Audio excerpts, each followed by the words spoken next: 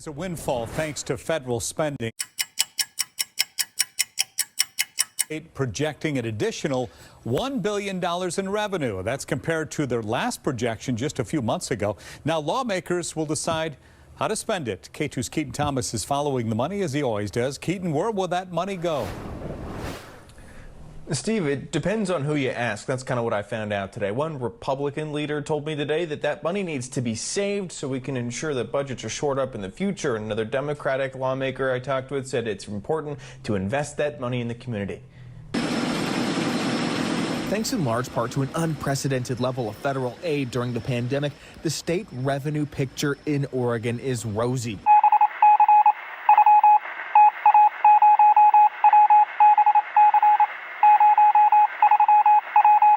Last year, the state projected a $2 billion hit to state coffers. That has since flipped. That hole filled. Now, state economists are expecting $1 billion more than they expected.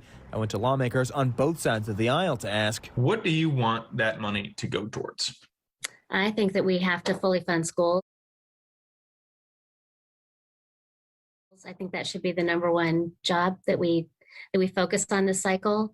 We are going to ask our schools to go back to full 5 days a week in person, and our students are going to need additional help and support. House Republican leader Christine Drayson also told me the state needs to save, put money away to shore up future budgets so lawmakers don't need to raise taxes. Investing. House Majority Leader Barbara Smith Warner agreed that schools are important. She also told me, though, the state needs to learn from the challenges over the past year and invest with this money in ways to make a difference. Government is not the solution to our problem.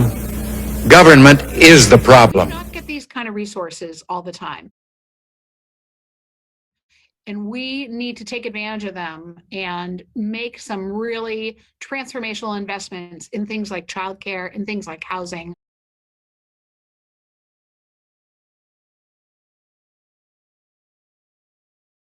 When we have the opportunity.